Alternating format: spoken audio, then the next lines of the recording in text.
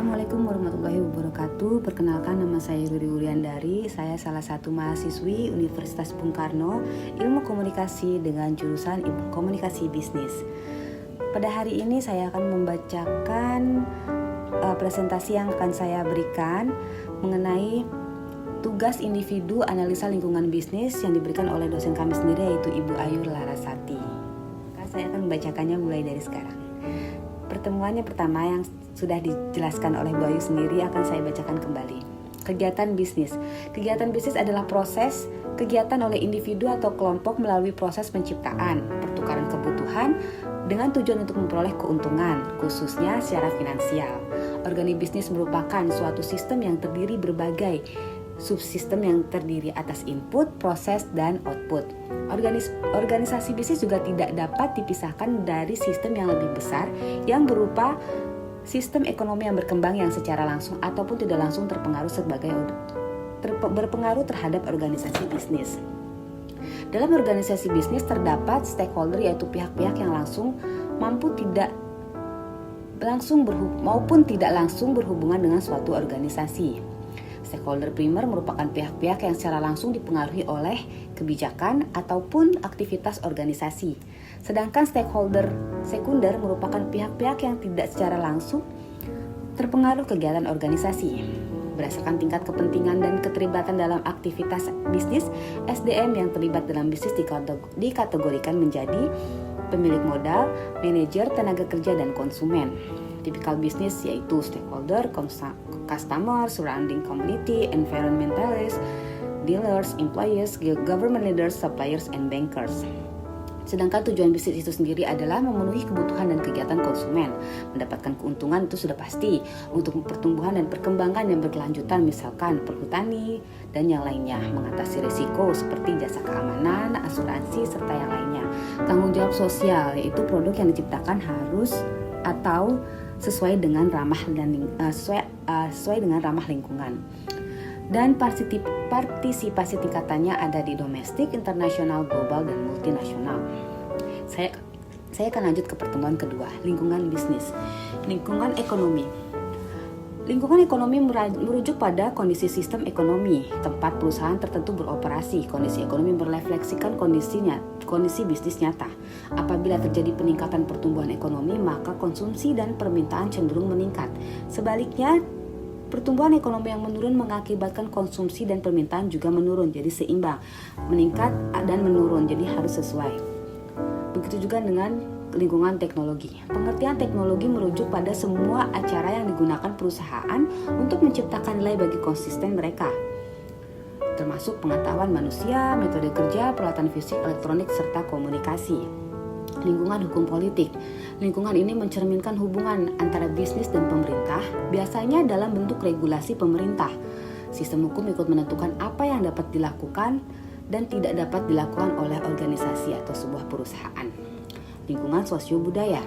Lingkungan sosial mencakup kebiasaan, adat istiadat, nilai dan karakteristik demografik dari masyarakat di mana sebuah organisasi beroperasi.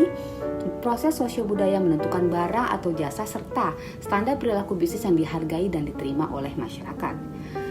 Kemudian saya akan lanjut ke pertemuan ketiga, pengenalan analisa lingkungan bisnis.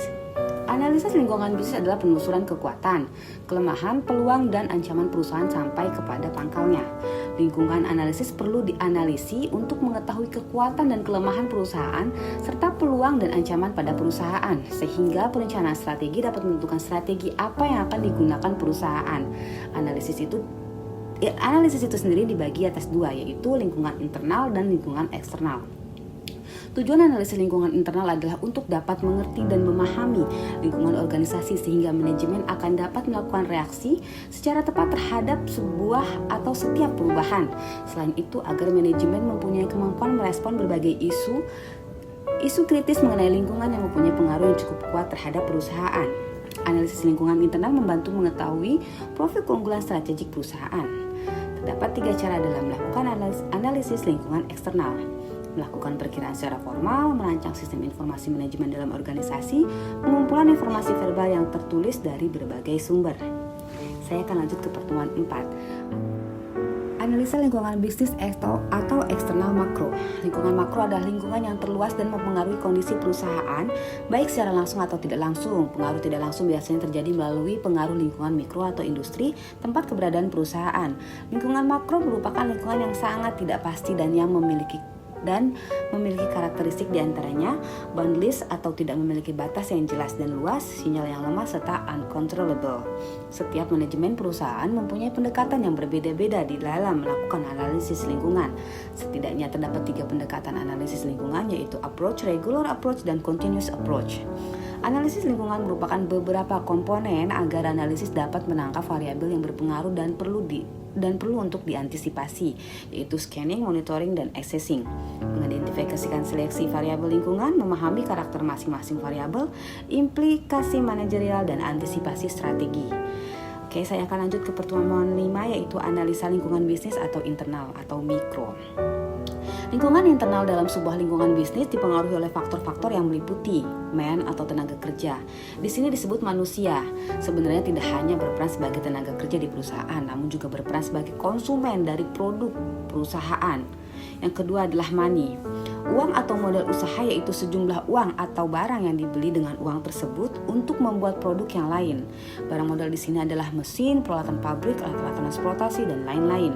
Yang ketiga adalah material atau bahan baku. Material ini sangat berpengaruh sekali terhadap kelancaran proses produksi sebab merupakan faktor pendukung utama dalam proses produksi. Termasuk di sini adalah bahan baku, bahan pembantu, tanah untuk proses produksi, serta bahan lain yang penunjang proses produksi. Yang keempat adalah machine atau perlengkapan atau peralatan produksi. Meliputi perlengkapan atau peralatan penunjang faktor produksi, sebuah perusahaan, peran mesin sangatlah sentral dalam menunjang kegiatan bisnis sebuah perusahaan. Sebuah perusahaan tidak akan berdiri tanpa ditopang oleh peralatan dan perlengkapan yang dapat memproduksi barang atau jasa yang berfungsi sebagai output dari sebuah perusahaan. Yang terakhir adalah metode atau cara kerja, yaitu merupakan suatu pelaksanaan kerja produktif, misalkan pengambilan keputusan, pemberian ide atau inisiatif, dan pemikiran yang kesemuanya itu ditujukan agar pengelolaan sumber-sumber ekonomi dapat berjalan dengan lancar. Sekian tugas yang saya sudah berikan untuk sore hari ini. Terima kasih.